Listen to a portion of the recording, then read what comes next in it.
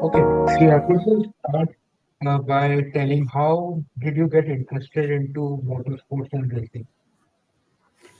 So I first tried out go-karting when I was 9 years old. Hmm. This was when we were just on a family trip and we found a small go-karting track and decided to try it just as a leisure activity. But that was the day it kind of I tried it and I instantly fell in love with it. And I guess that day kind of changed my whole life from there. Okay, so in one of the podcasts, you told your sister also tried, but was Yeah, not that much interested into, but yeah. you got into. So your sister is younger to you or elder to you? Elder sister. I have an elder sister. Ah, okay. So she's also pursuing any sport or she's not into? She she was in rifle shooting for a very long Okay. time. So Uh, she used to do national competitions and state competitions as well. okay. So do you exactly remember the moment when you sat in a cart for the first time? So could you describe it for us? I mean, yes, I kind of remember it. Obviously, it's not that clear in my head, but it was. Sure. I just remember going and thinking that this is just gonna be fun. We're just doing it for fun because we were always up to trying new things. As a young child, like I loved trying a lot of things. Tried a lot Mm-hmm. of sports, Yeah. and that was just another thought. Like it'll be fun. Let me just try it. But then I remember when I got out, I was really excited, very happy that this was something different, and I got a completely you know amazing feeling. I really can't put it into words. It was something that immediately directed me into pursuing this because it was just like an instant moment almost. It didn't take me any convincing or any of that. It was just it clicked in my head that this is what I want to do. Okay. And yeah, I just remember being very happy talking to my dad, and yeah, from there we were able to get things sorted. Okay. So, but sitting in a cart as a child would be different, but making it your career, making it your passion, making it your life was this is a completely different thing. So, when did you start realizing that there's something called as motorsports, and when was that moment that yes, you wanted to become a racer? So obviously, after since I tried it out, we started finding out more about motorsports and the way that it works, and Mm-hmm. basically the whole ladder, all the different championships and stuff like that. Mm-hmm. And I would say when I first participated in my first ever round, my first championship is when things got even more serious. It's when I started thinking that this is I should take it more seriously, or this could actually become my career as like a full time career. I feel like when I first drove my first round is when I started finding out more about Formula One, about the races and stuff, and getting more into it. And thought, this is doable, and this is something I really enjoy anyways. So I should give it a try. Okay. So currently you are at, in my research tells you are at the Formula 4 level. So Yes. for our readers, for our audience, could you narrate the experience of sitting in a Formula 4 car? So to put it into words, I think would be difficult because Yeah, experiencing it on your own is a different thing altogether. But it's kind of like going into this really quick machine when, especially when you're not old enough to get a license, but you're allowed to drive this yeah. beautiful car that's so quick, and that just shows you like what motorsports is all about. It shows you the effort people have put into building that car, into making it the way it is, and the limits of motorsport. That's Formula 4 is kind of just the beginning of the Formula ladder to Formula 1, but it just gives you honestly a surreal feeling. You feel like it's the best thing you've ever driven, and you feel like you're getting serious, and things are making their way, and you're on the path to Formula 1.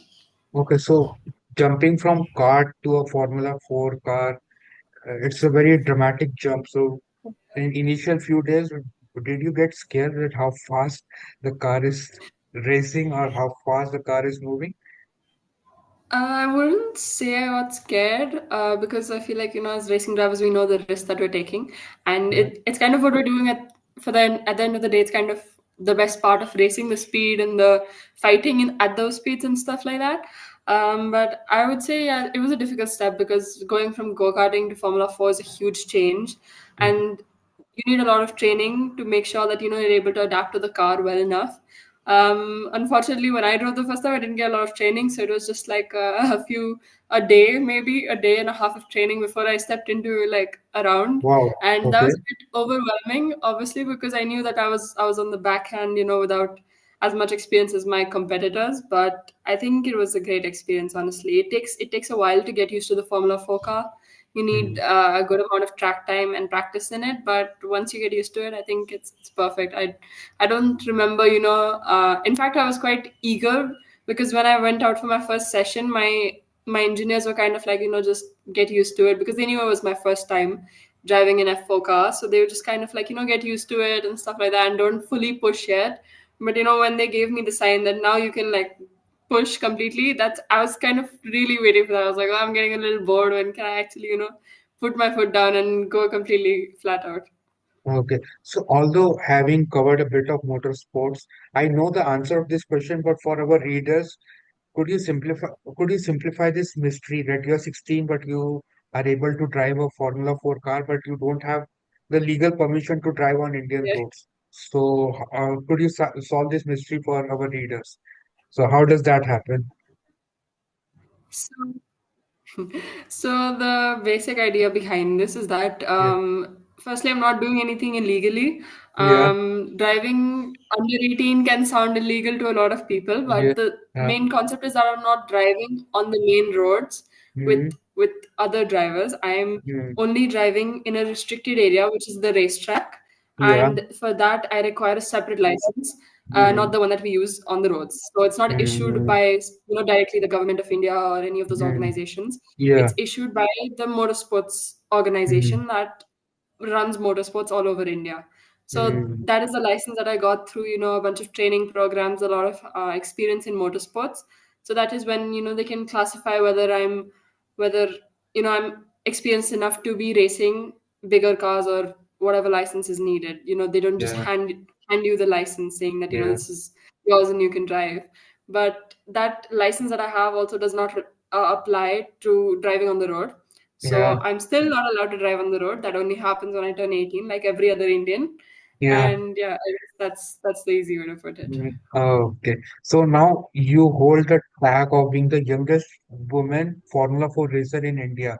So how does that tag feel? And do you feel the pressure of that tag at times? I mean, obviously, it's a great feeling, but in my mind, I don't often think about these things, or like I don't try to label myself as one specific thing. At the end of the day, I just think I'm a racing driver and I want to make it to the top, and that's kind of all it is, really. Mm, Obviously, there are things that I'm the youngest female or I'm Indian mm, and stuff like that, and they will affect me at some point in my life, and mm, there is a bit of pressure because being like the youngest or the only or Indian can affect your career in many ways, mm, which could be good or bad. So maybe at some point, you'll think about that, because I'm Indian, I don't have as many opportunities of sort, or like because I'm the only female, or because I'm a female, I'm getting a little more hate than my male competitors. But I don't usually think about it. Like when I'm on the racetrack, I'm not really thinking like that I'm the youngest female or stuff like that. It's kind of just I'm a racing driver. At the end of the day, I'm here to race, and I just want to make things better for my country and for females in general, and make it to the top of motorsports, achieve my goals. okay. So who are your favorite athletes? So my favorite athletes, actually, let's go firstly in motorsports, because Okay. my favorite, all-time favorite F1 driver has always been Michael Schumacher. It was Mm, just something about when I found out more about motorsports, and I started watching mm, some of his races from the past. mm, It was just mm, something that fascinated me immediately. The way he was able to compose himself, the way he drove, and the victory he had, the success he mm. brought in his Formula One career. And obviously, even right now, Oscar Piastri and Lewis Hamilton and Charles Okay. Leclerc are kind of like my three favorite drivers at the moment. I hugely admire them a lot, and they've all done very well in their career and are still doing so. But outside of Formula One, also I admire a lot of athletes. One also Mm, particularly being India's Formula Two driver Kush Maini. I've known him, before he got into Formula Two or Three, and he's a very humble soul. He's done very well to get India's name up there, yeah. and now to become a reserve driver for Alpine as well is a Yeah. huge deal for all of Yeah. us. So Okay. he's a Okay. big inspiration to me as well. But outside of that, I think because I'm such a sports lover, like just not motorsports, I love almost every single sport. I Yeah. have a lot of idols outside of that. I think if Mm. I name it, it would take a while, but yeah, I Okay. admire Sure. a lot of different athletes from different sports as well as motorsports. Okay, but in Formula One, you told me racers from four different teams. Like you named Michael Schumacher, you named Piastri from McLaren, then you named uh, the, so which is your favorite team? If you are so then which is your favorite Formula One team? If I will want to push you hard, so which is your favorite Formula One team and which team you are pushing for to win World Championship this year? I would say my favorite Formula One team is primarily Ferrari, but Okay. I'm also turning into a bit of a McLaren supporter in the past few years. Mm, But for this year, let's see. I really hope McLaren is able to get another constructors, mm. and I hope for Oscar to hopefully become world champions. So that's what I hope. Okay, so you come from North India, but the hub of racing, Indian racing is basically South India. So does that become a challenge? Or like For sure. all the top tracks are in down south, in Chennai, Hyderabad. So they are the hubs. But you primarily are from north of India. So does that become a problem at times? Does that make For you sure it travel? does, I think. Yeah. The first biggest problem is the amount of travel because there is no infrastructure in North India for, Mm, circuit racing and stuff like that. We have uh, things for rally, we have things for other forms of motorsport, but we don't have a lot for Formula mm, 4 or for any mm, sort of circuit racing basically. It's mm, definitely a lot of travel considering that I live like on the mm, complete opposite end of where motorsports is yeah, in India. So yeah. it's almost like, a lot of time gets taken up in traveling there, and then, a lot of money goes into Mm, staying there as well, into the travel, of course. So it gets mm, quite expensive as well, more than, motorsports already is.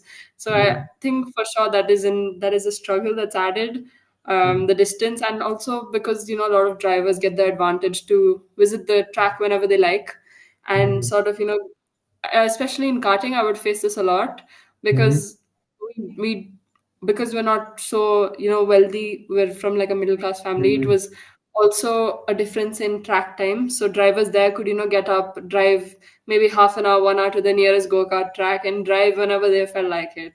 But in go-karting in those days, I that advantage was obviously with them. I didn't have that.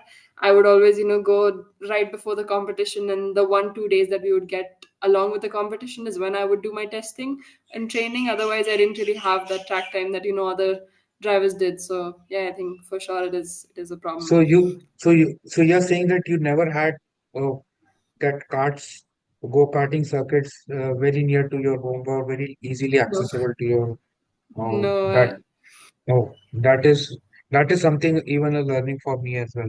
Okay, so you are in a sport which is heavily male dominated, but in all your interviews and all your podcasts, you seem to be very determined to at least break this hegemony and come out as one of India's top female drivers. So is racing or practicing a sport which is so heavily male dominated, does that become sometimes too tiring or too challenging?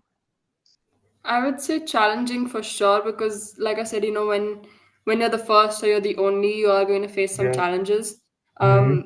So when you're like the only female, sometimes people will have criticism towards you, or when you're the first female, etc. People will always throw criticism. Whether you're female or you're male, I think people will always have something to say. But it being so heavily male dominated, and just because of the way sort of India's society is at the moment, with women in sports, we're not completely there yet, but we're slowly adjusting to women excelling in sports. But then motorsports is the kind of sport where both genders are allowed to race alongside. That's, I think, where people get a bit mean about these kind of things about females being there.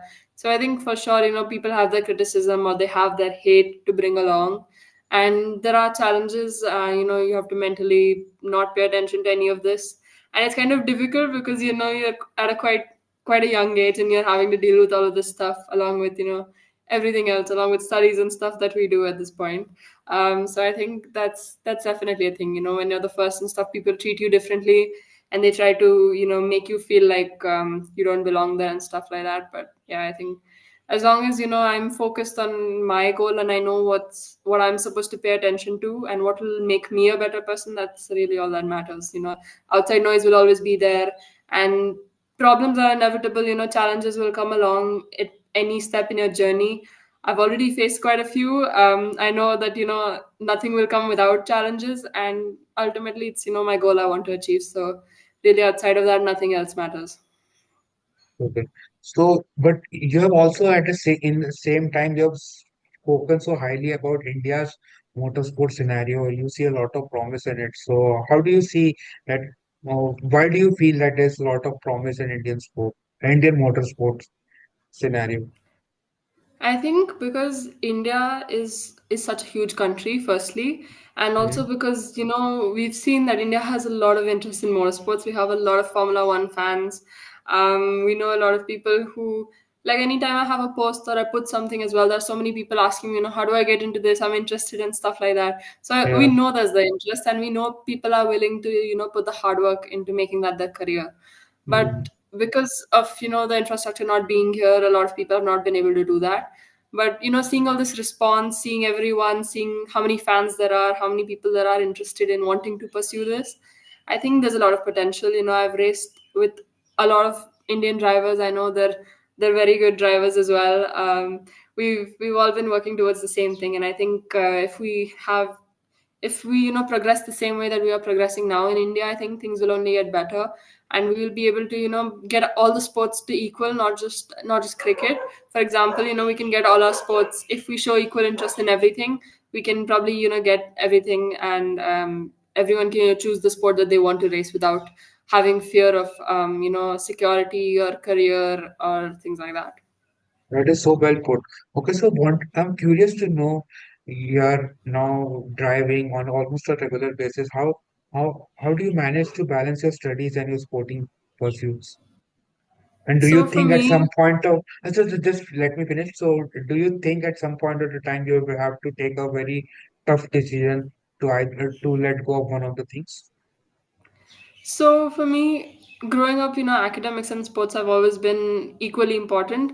Mm-hmm. I've not had a lot of problems with, my studies Mm-hmm. and managing stuff like that. But in sixth grade is when I switched over to homeschooling to make my life a little bit easier, because attending, Mm-hmm. regular school and always taking leaves was kind of difficult. But I think it's quite simple. I'm able to cover up my portion when I need to. I know, when my exams are nearing, that I need to give my 100% focus to my exams. And throughout the year, when I have time, I make sure I'm able to cover up as much as I can so it doesn't pile up right before my exams. It's just about, like, giving priority to everything. But, like you said, now because I'm just entering 12th grade, it's kind of when studies get a bit more serious. And it might be a bit difficult now to, manage both things together, because even my racing schedule gets a bit more busy, and so does my studying. But hopefully it's all that, whatever school I have or whatever institution I'm studying from, I hope they are able to support me as well in my career, because I wouldn't like to compromise on my education because of my sports, or my sports because of my education. I'd like to pursue both, because I think they're both quite important in the development of any human being, very honestly. Your passion and your education, I think both are quite Yeah. important. So I hope whatever is next for me is able to give me a bit of is able to give me both, and I'm not Mm. having to You, compromise on anything. you don't have to take that tough decision to go one way or the Yeah, other. I hope So so. whatever comes your way, it should be support. So support should come in either way. Okay. So very thoughtful. Okay. So tell us about your team. Like for my understanding, it goes by the name of Hyderabad Blackbirds. So tell us about your team, where they are based at, and how do they help you? So yeah. So, Hyderabad Blackbirds is the team that I race for in Formula 4, Mm, and they are mm, also actually my biggest sponsor in my motorsports career. mm, Like I mm, said, motorsports can be quite expensive, and mm, without them, it would be kind of impossible for me to race in Formula 4, given the expenses and stuff. So, they're mm, a team based out of Hyderabad, as the name suggests, and it's owned by uh, Telugu actor Naga Chaitanya. So Hmm. he's the owner of the team. And yeah, I think it's just a very great atmosphere. You know, my team's always been pretty amazing. We've had some very good drivers. We've had Neil Yani, who's a Le Mans race driver, and he's raced in multiple disciplines. We had him as one of our drivers. And yeah, we've had really good drivers. We've had a good team. You know, everyone's always very cooperative. And whenever I need help, I can always ask the seniors for any advice that I need. Okay, so finally, I would want to wrap this interview with a message from you so that for young boys and girls like you who want to excel at sports, who want to grow, who want to make big in sports, so from your sporting journey, what have been your learning so that you can inspire them? So I would say that doing something that you love so early in life can come with its challenges for sure, and especially when you're trying to do something for your whole life, and there's a lot of things happening against you, and people are working against you, or circumstances are working against you. It can be difficult to keep going in those moments. But one thing I've learned from my journey is, like, every setback should just be like a bigger comeback. It should just turn into something that really is much better than whatever happened to you. Like, don't let the bad things affect you, and the challenges can break you down sometimes, but it's all about getting up. Because, like I said, being in motorsports, it's a difficult sport without financial backing, without a lot of interest in India for motorsports. It can be so difficult to get your career going. But it's really just about keeping that mental resilience and focusing on the things that matter. Like I said, the outside noise, none of that, because it'll only negatively impact you. You're supposed to your focus should be on what you want to achieve, and on your career, and how much you can do, all while being a good person. Because I don't want to be a bad person and sort of try to achieve everything on the same side as well. Because I've definitely met a few people who can be like that, who pass rude remarks and stuff in sports. But I think it's all ultimately about focusing on your goal, working hard towards it, and getting up from every single setback, because things like this will happen. And ultimately, make your country proud and work your hardest, because I don't think anything is impossible, as long as you have the support, the hard work. And yeah, I guess that's what I would say, that Uh, just don't give up and keep pushing for your dreams. so come back better than the always should be greater than the setback. That is my takeaway from Yeah, this conversation. agreed. Yeah, Spoken like a true champion, Shreya. Thank you so much thank you. for your time out for this interview. Thank Lovely you. talking to you. I hope you Same here. you realize your dream of you keep pushing. So next time we interact, you should be a Formula 3 driver. You should have Thank taken the you. next step. You should have taken the Thank next you. step. And you should take the next step. And I really hope that you keep growing in your sport. Thank And you. Thank you so much. one day that you realize your ultimate dream of being the first female F1 driver at a female F1 driver. So all the best for your Thank, sporting pursuits. thank you. Keep racing Thank you hard. so much. Keep driving Thank fast. you. All Thank the you. Thank you. best. It was a pleasure talking to you.